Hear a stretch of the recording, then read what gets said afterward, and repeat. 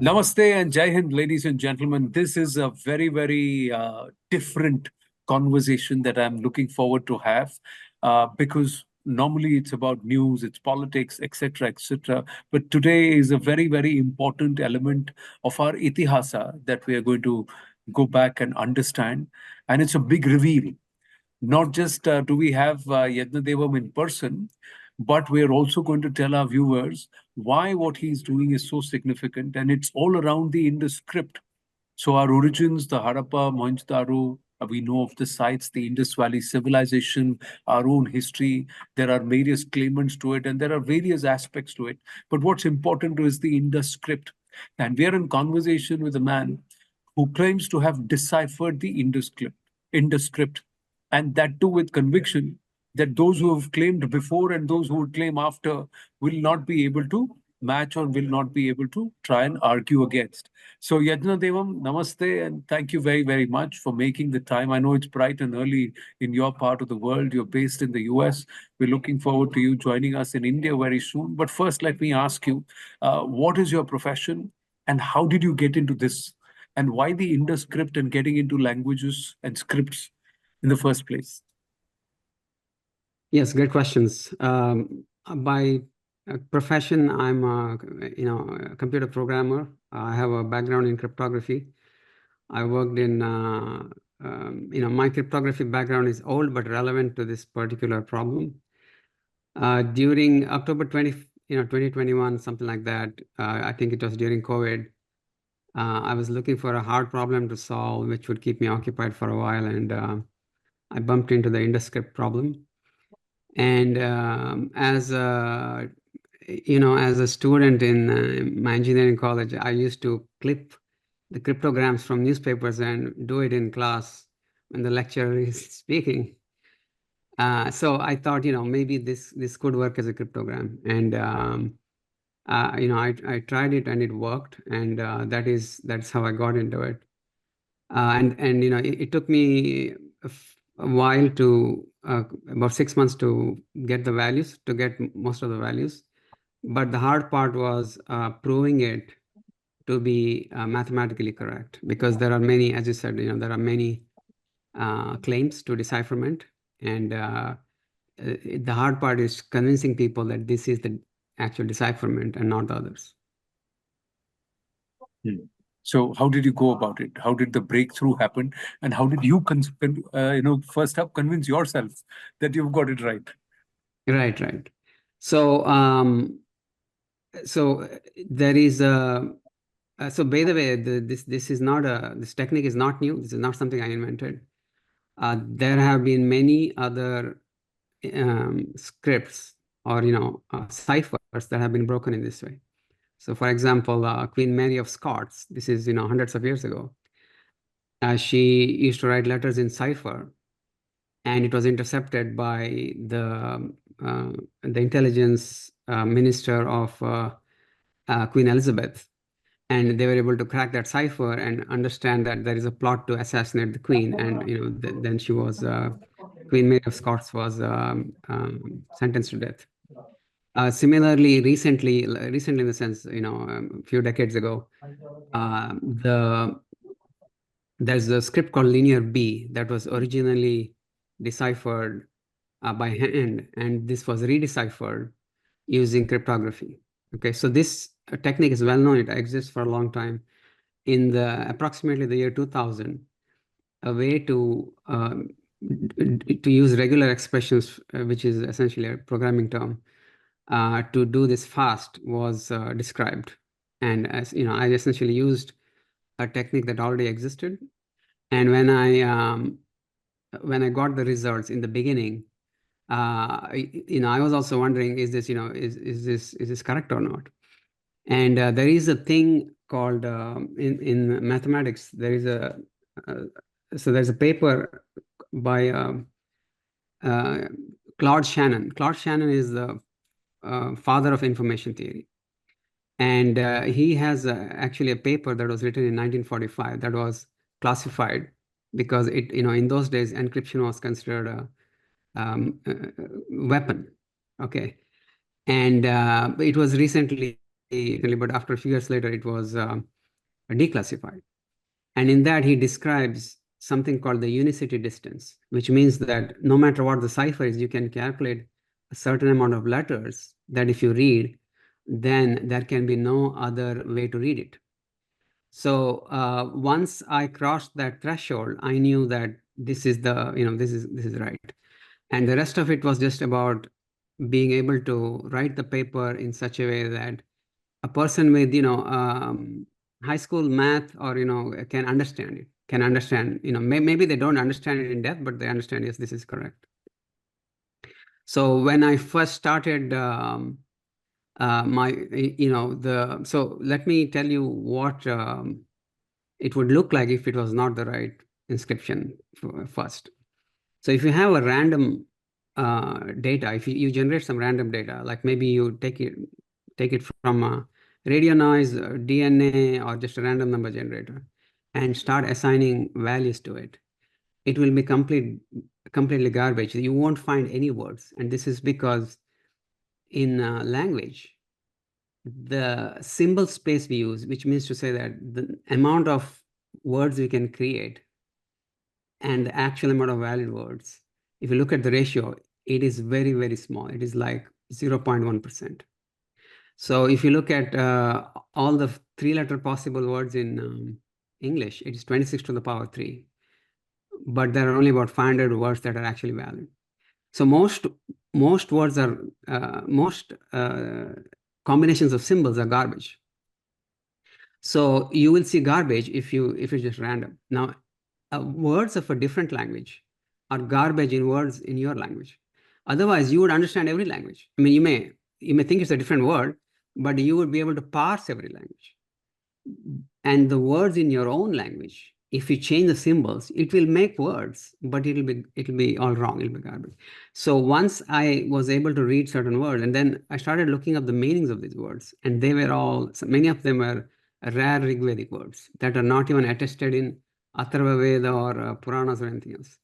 So those words, and they're long words. So if you randomly assign letters, it would create, occasionally it would create short words, like, 1-syllable word or something like this, 2-syllable words.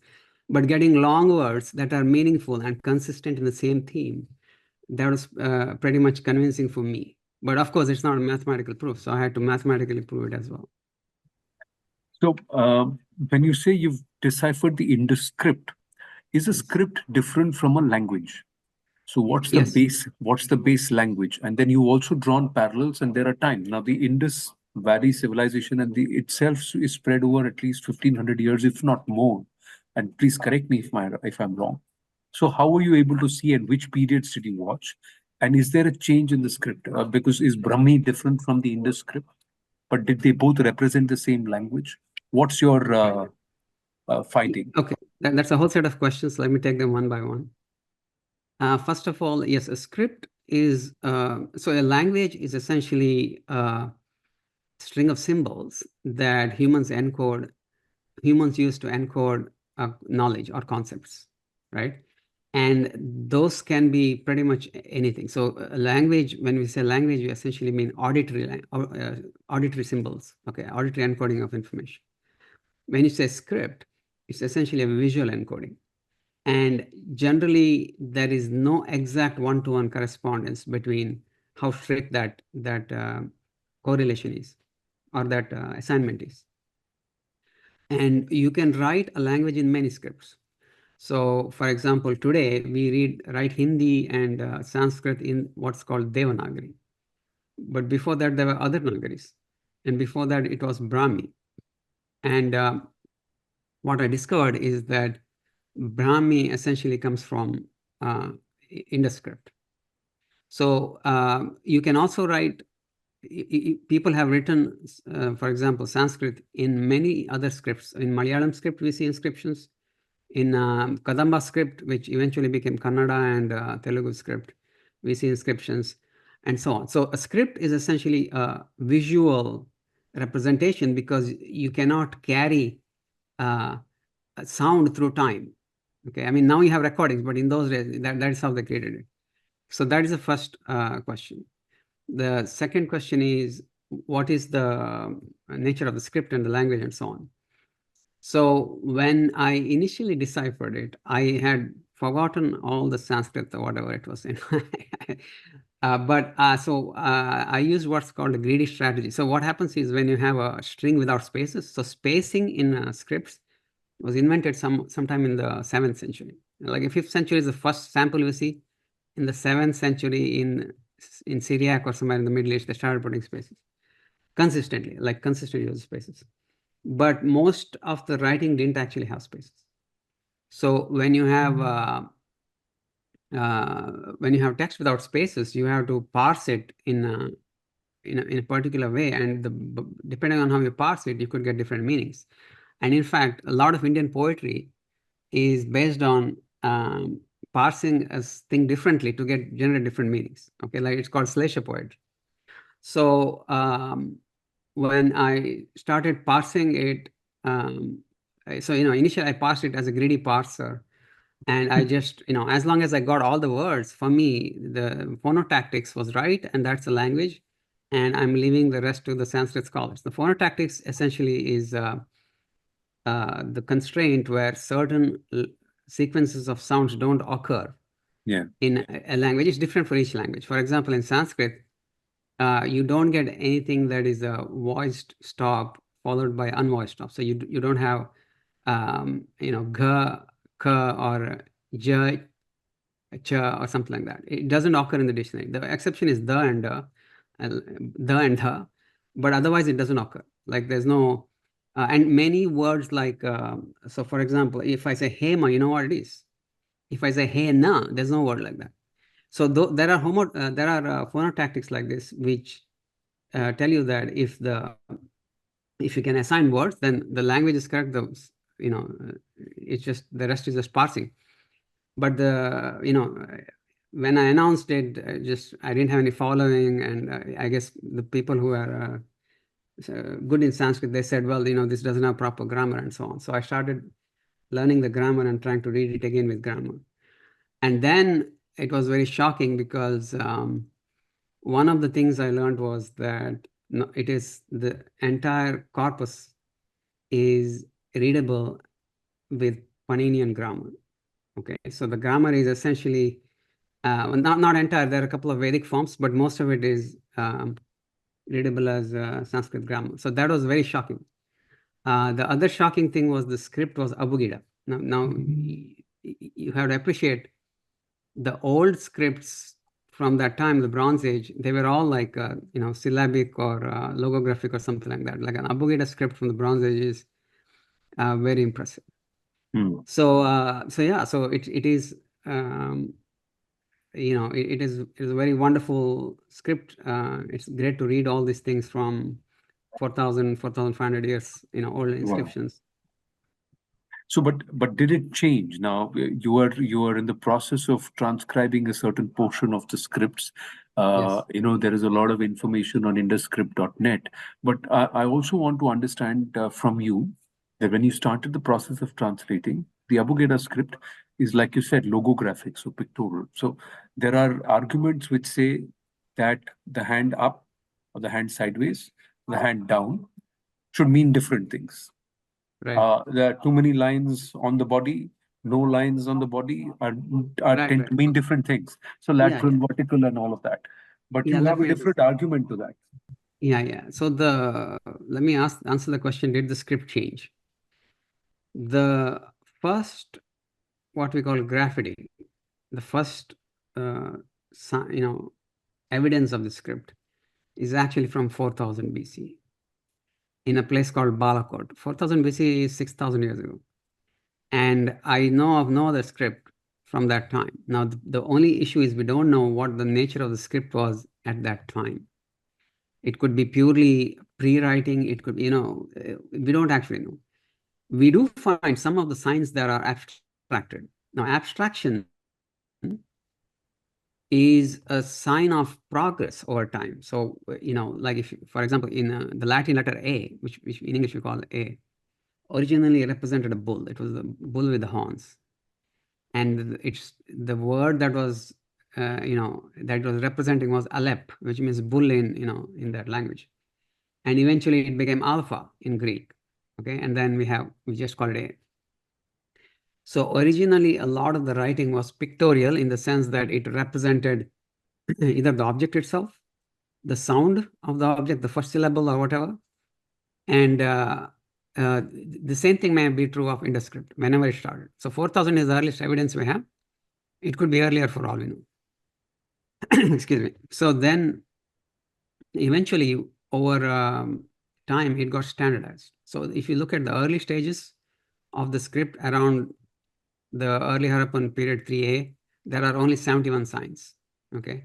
So 71 signs is a very small number that it cannot be logographic. It wouldn't make sense to have, for a script to be like that. And then we start seeing new signs being added. And these new signs, most of them, when you look at signs and want to classify them, there's a question. If it's a hand-carved system, like the Indus script, so if in a typewritten system or, in a typeset system, if you look at G and C, they're different, even though they're very close. If you look at E and F, they're different, although there's only like a line difference. But in a hand-carved system, every letter, it's like a handwriting. Everyone is different. Every time somebody writes, it is different. So how do you determine what are the actual signs? So this is the difference between a sign and a glyph. A sign is an abstraction that describes how you're going to interpret something as a particular concept. So for the letter A, you can say that it is two lines that are joined at the top, not joined at the bottom, and there is some horizontal connection between them. And if you look at all the fonts, there must be like 10,000 fonts in existence. You have all kinds of A's. You have the A that is slanting, you have the A that is fat, you have the Gothic one with all the little decorations. But still, you look at it and it's A. Okay. So when you decipher a sign, you are not trying to, it's not sufficient to say this glyph. So each version of the sign is a glyph. That this particular glyph has this value. You have to actually reconstruct the sign. And the way you do it with cryptography, so this is essentially an epigraphic concern. It's not a cryptographic concern, but you can do it with cryptography by just pretending all those glyphs are individual signs and try to determine their value. And if very similar glyphs all arrive at the same value, then you can be sure that they are all the same sign. They're just minor variants. They're either stylistic variants, regional variants, or so on. So what we have is in the early phases, when they started carving, they were not planning anything. So you would get all the signs, and the final thing would be, it would start getting crowded and so on. But eventually you would see even long inscriptions, very well planned. They have, uniform width, they have uniform distance between them and so on. So that is a indication that the writing evolved, and they, but how the changes, when you say how did the letters change, they essentially got abstracted. So, for example, the horse, some of the horses are very well drawn out, and then there's just a little abstract head and tail, and so it gets simplified and simplified and simplified. This is what it's a gradual evolution, and still sometimes they use the old forms as well, especially if it's the first letter of the first sign of the inscription. It's just like in print, you'll see sometimes the first sign is very elaborate, like it's big and it's elaborate. So these are natural things that happen in all writing systems. Did I miss one of the questions? But how are you convinced that this is Sanskrit? Right. And were there no other languages at all which were represented in the Indus script? Yeah, good question. Good question. So now the question is, what language could be candidate for the Indus script? If you're using the cryptographic system, actually, you don't have to guess. You can try every language you know. You can try all the 7,000 of the world's languages. And using computers, it's only going to take you, a few weeks, maybe months to figure out. And one of them will work. Every other one will fail. Every other one will fail. Okay? Because this is the nature of language. In language, when I have, like I said, after a particular sound, there can only be some other sounds.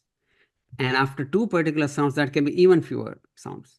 So that pattern is called, what in cryptography we call it a residue pattern, okay? Right. Because the symbols themselves are irrelevant. The adjacencies are what that matter. You can replace the symbols with variables or just numeric codes. It doesn't matter, okay?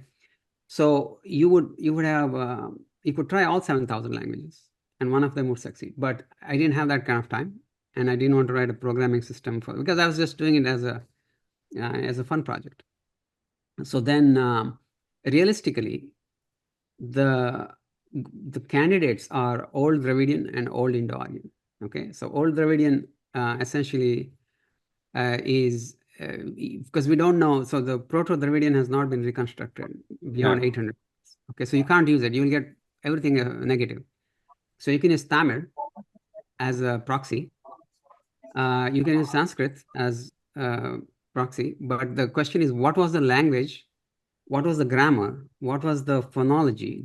Was there additional, clusters of consonants? Will anything match? That's the question.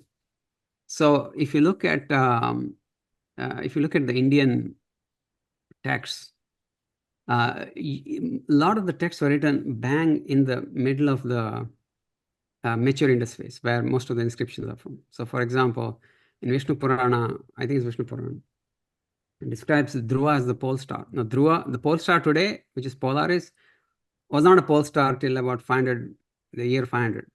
So if Vishnu Purana was written earlier than that, what is the previous pole star? That previous pole star is Alpha Draconis in the Draco constellation. And there was a pole star around 2300 BC. Similarly, if you look at the calendaring system in the Brahmanas, right? They describe so this is, for example, in the Gopata Brahmana, it says the year starts between Purva Palguni and Uttara Palguni, exactly between them. That date is 3500 BC. And this is like this, there's no room for interpretation. People say that, astronomical dating is interpretation. It is true. For a lot of them, it's interpretation. But there are some things that are absolutely practical manuals. One more is that when you create an altar, I think this is Shatapada Brahmana, when you create an altar, it has to face east. And how do you know it's east? Kritika always rises in east during the spring equinox. And that is again 2300 BC. So a lot of this Indian texts refer to that particular time, 2300, between 2300 and 2600 BC, which is exactly the same as the mature Indus phase. So that is one. The second is in Sumeria, where the Indus Valley were trading, they have some names attested that are not Sumerian, but they happen to be Sanskrit names. So like Samsiddha and so on. So those names are also, a lot of them are, if you look at a lot of the names in that region that are attested in that time, around 2000 BC, these are from essentially the later part of the Sanskrit literature, like king's name ending in Sena. They don't exist in the older literature. So there was enough evidence to say, try Sanskrit. Okay, so that's okay, let's try Sanskrit. And Sanskrit also has downloadable dictionaries. I'm actually from South Indian background. I wanted to try Tamil first. But in those days, I didn't find a downloadable dictionary. Now I have, later I found it and I tried it, and Tamil just didn't match. Okay, it just, and one of the reasons you see is there are certain patterns where there are 2 or 3 signs repeating, like the sign repeats 3 times. So in Sanskrit, you know that this is little akara, right? Like, it's like the or sa. These are words in Sanskrit, but in other languages, these are not words. So there was plenty of indications that Sanskrit would fit. So this was one. And after I deciphered, one of my good colleagues, Stephen Bonta, also was trying to decipher this. He noticed that the inscriptions depict what's called stem compounding. So essentially, you have sequences of words that join in this way and this way, and so multi-stem compounding occurs only in like a handful of words languages. It occurs in Sanskrit, it occurs in German. It doesn't occur anywhere else. It precisely doesn't occur in Dravidian. Okay, in Dravidian compounds, there's only 2 words. Okay, like you have verb, noun, you have noun, adjective, and so on. So based on all of these indications, so I was able to extend his claim to show that it could not just be not Dravidian, but it could not be any agglutinative language. So it couldn't be Japanese, it couldn't be Sumerian, it couldn't be Elamite. Most of the world's languages are agglutinated. Okay, so I was able to show that it's not agglutinated. So Sanskrit was the only thing, and once I started deciphering it, I wanted to read. I had to read beyond the unicity distance, which is about 500 letters, 500 signs. So the longest inscription is about, I think, 20 signs, 20 or 22 signs. If I could read it grammatically, so I remember I don't know what the grammar is at this time. Okay, so I said, well, because I don't know Aindra grammar or any of the old grammars. I only know Paninian grammar. Right. So I said, okay, let me try with this, and I was able to read it. It was shocking to me because it's like I couldn't sleep because of the adrenaline. Okay, it was just okay. So then I said, okay, if I got this first one, which is the longest, then I can get the next 50 longest ones. If I get the 50 longest ones, then I cross the unicity distance. Yes.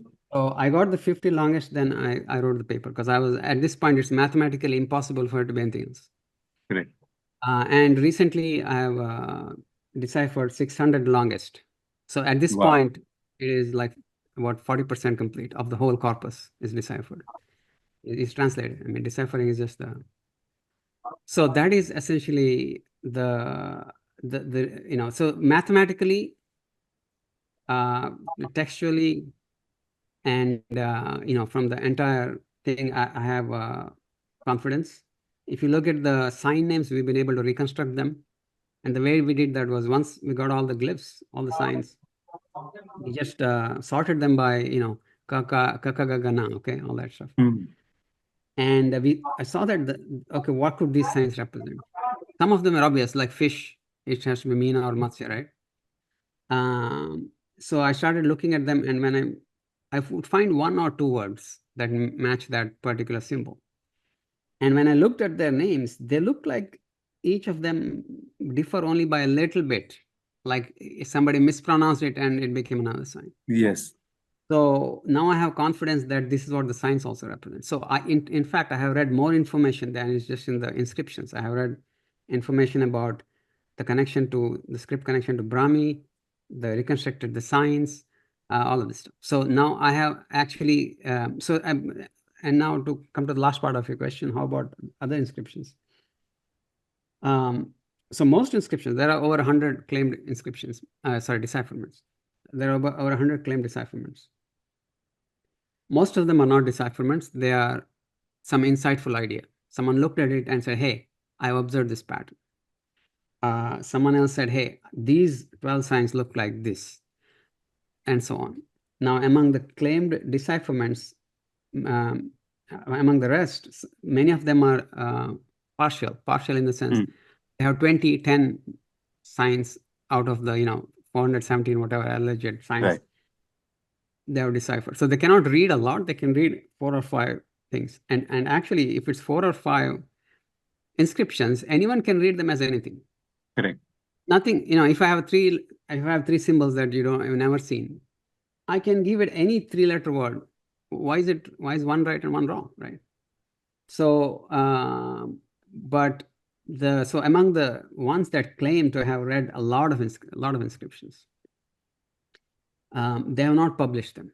They have written a book on the decipherment. They have put this little table, and I try to read inscriptions with with those symbols I cannot.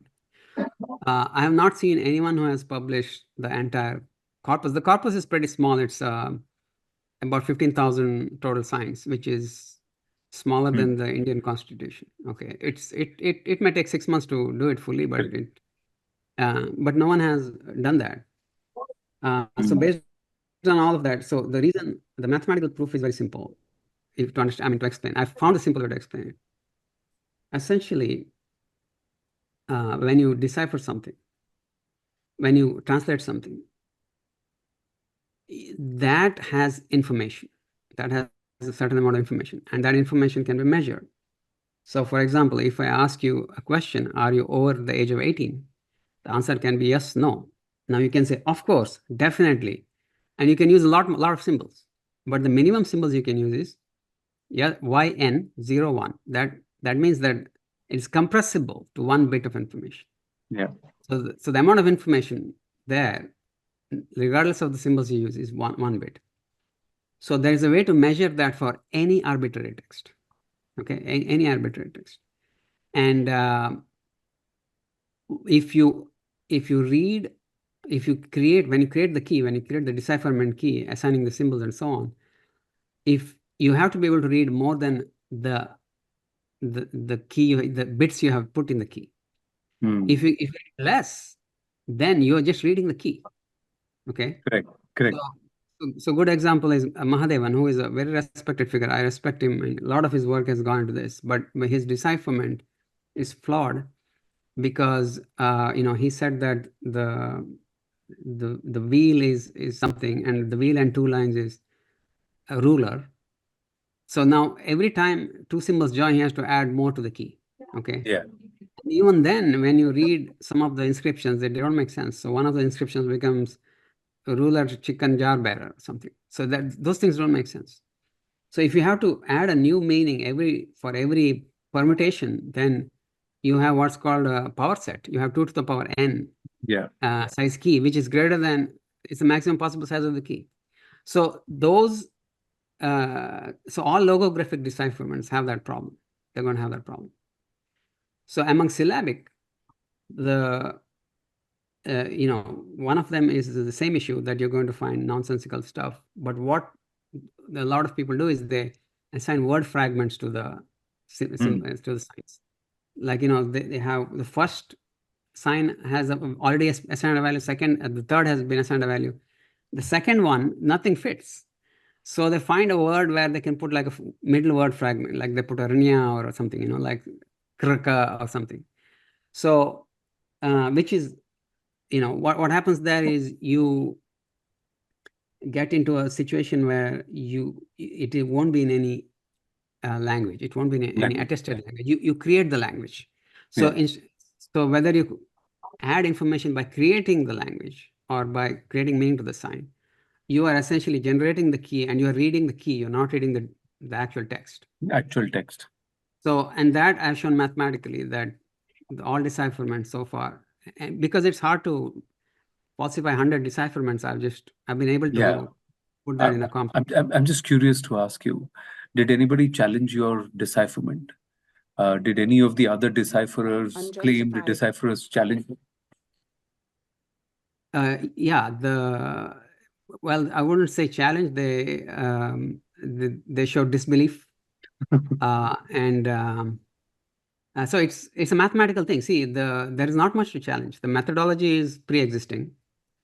There is nothing radically new in what the inscriptions show.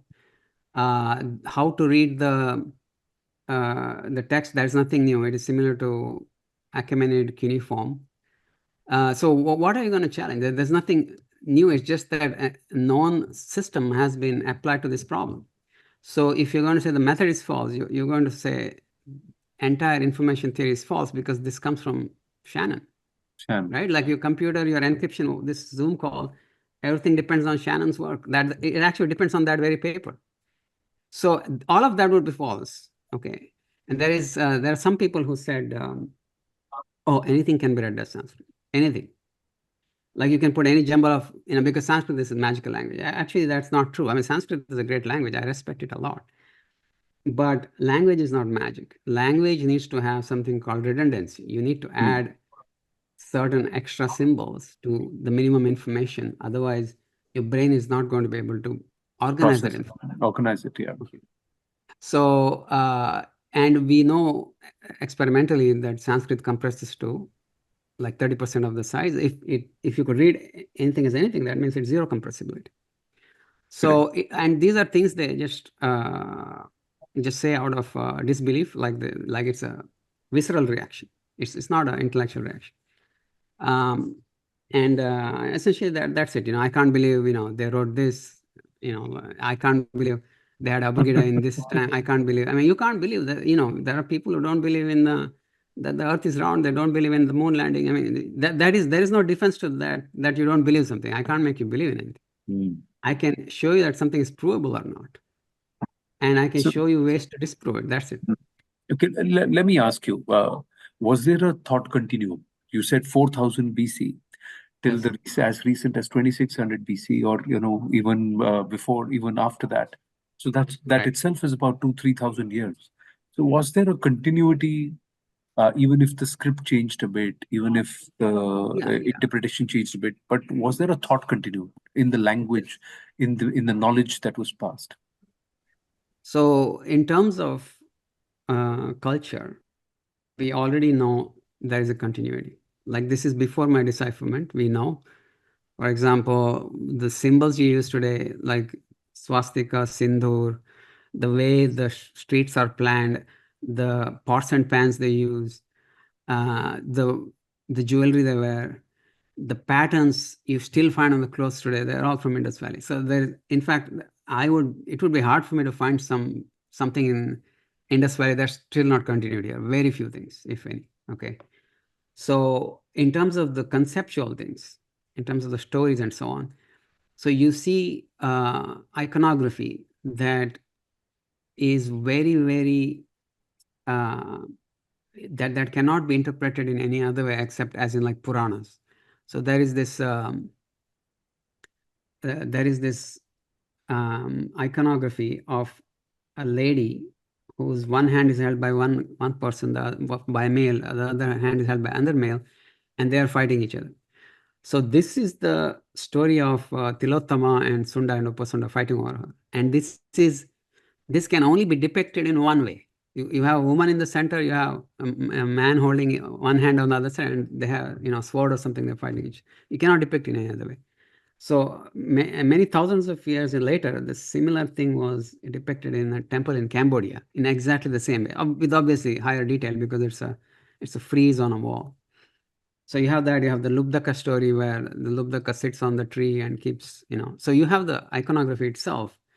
You have the Dakshinamurti, Shiva's Dakshinamurti, you have that, Now, in terms of the actual text, because we are reading it for the first time, so it appears to me that a lot of the texts are talking about Rudra, okay, Rudra and the iconography of the sacrifices.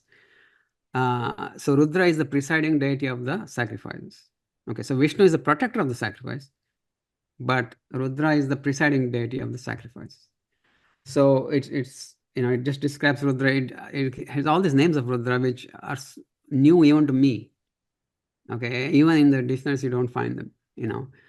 Most of them mean killer or someone who roars. Rudra is someone who So I found a very interesting in Ashruda. Ashruda means someone who grants tears. Like he makes you cry. So you have that. You have some references to Vedic texts. So the first 50, the longest 50, all of them are references to some Rig Vedic verse, except one which is a references to Sri Rudra, which is from the Yajurveda. Okay.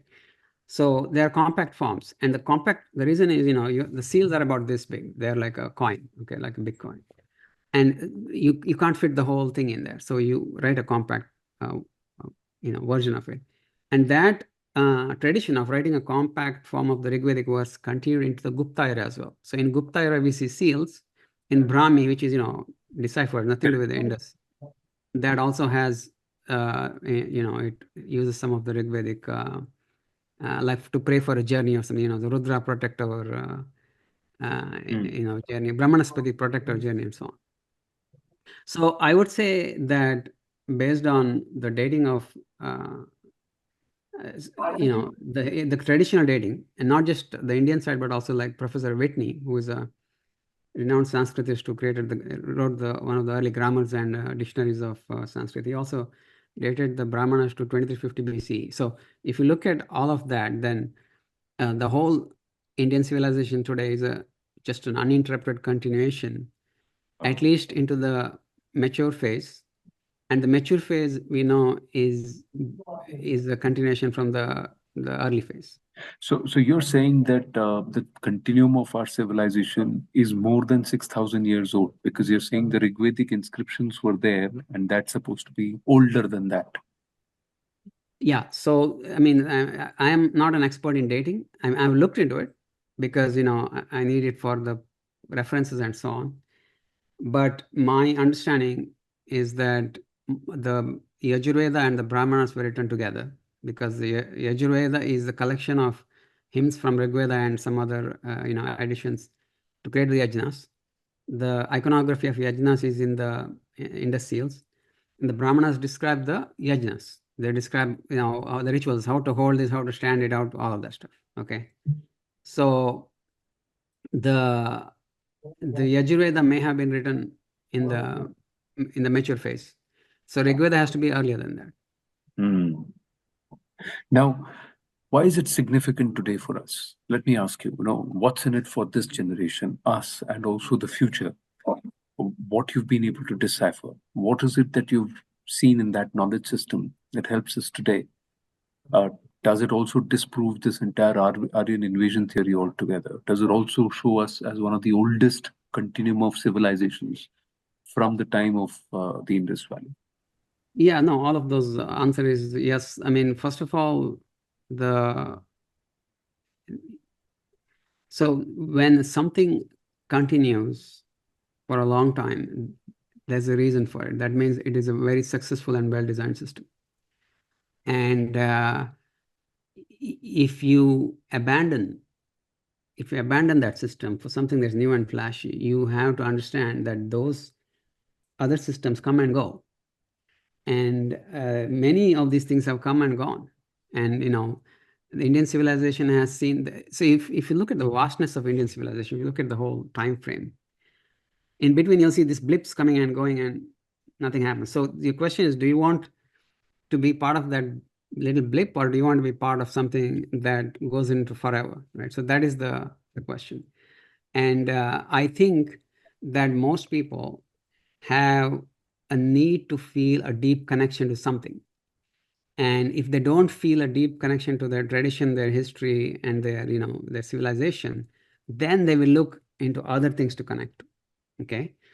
Which could be an alternate political system, or, anything, alternate ideology. Now all this Western ideology is very popular. But, you got to understand that Western ideology changes every 20, 30 years. In the 60s, they were hippies. In, 80s, they were like doing all the drugs, and it changes. You can't just say, this is going to be my new tradition, because they themselves are going to abandon it in 20 years. Okay. So your own tradition that has been successful, that has depth, that has meaning, that has aesthetics, that is your best place for you to be happy. Now, to answer your next question, what about this invasion theory? Even in the West, no one really talks about an invasion. They talk about migration, but they don't, because so invasion was when the theory was first put forward. So originally, they all believed that Indo-European languages came from India, okay? And then people kind of didn't want to be associated. See, once you are a colonial power and you feel you're superior to the people you're ruling, it is hard for you to think, those guys gave me the culture and language, and now I'm ruling them. How can that be? Like the superiority is inverted. True. So there came a theory that they originated everything, except so it started with the German Indologists. They created this thing called Indo-Germanish languages. So it was not Indo-European, it was Indo-German in those days. And then they started thinking that they are the originators, the original homeland. They tried to put in Austria, okay? And they started saying that, we have birch trees here, and there's word for birch in Indo-European and so on. Birch, of course, exists in India as well. Okay, so see, the thing is, they look at the evidence that helps them. They don't look at the evidence that doesn't help them. And then it fell out of favor. So in fact, for many years, Turkey was the they moved it to, so the homeland started moving everywhere. And then they said, since there's no evidence of invasion in India, they just changed it to migration. So there is no invasion anyway. Okay, there's no invasion anyway. Nobody talks about it. They claim there's a migration, and that for the migration to work, you have to ignore everything in the Indian text. Okay, so if you look at the Indian text and the linguistic changes in the Indian text, you have the old Rig Veda, which has a different language from new Rig Veda, which has different language from Yajurveda, which has different language from Samaveda. Atharva Veda, in some places there are no accents. Then you have the Brahmana literature. Brahmana literature we can start dating. It's around 2300 BC. And then you have the Itihasa Purana, the Grahya Sutras, all of this. There's just so many literature that you cannot fit into this small window of 1200 to 600 BC. It just won't fit. It means that there are enormous 100 language changes that would take 200, 300, 400 years have happened every 50, 60 years. So is only, and the reason that they can still put this forward is for them, it's all about Europe. What happened in Europe, how is this related, whatever. India to them is an edge case that they just, they just hand wave it away. But if you look at, if you have to fit the Indian timeline, if you have to fit the inscriptions, if you have to fit now the decipherment and so on, that whole thing, you have to just retire it. Okay, it wouldn't make sense. Fascinating, absolutely fascinating. And I'm looking forward to carrying this conversation forward when you are here in Bharat very soon. I'm told that you are coming in very, very soon, and we need to make a longer chat and also dive deeper into your research, because I'm sure you've not stopped at your quest only with the decipherment. Now the translation begins, and of course, then they're also branching out into the other aspects of language and culture. Yajnadevam, phenomenal. Yes, you want to say something? No, I said thank you for the opportunity, and yes, I will be in Delhi somewhere mid-December. We will figure out a way to meet and have a longer session. Yes, I look forward to that. Thank you so much. Thank you so much for your time. Thank you, sir.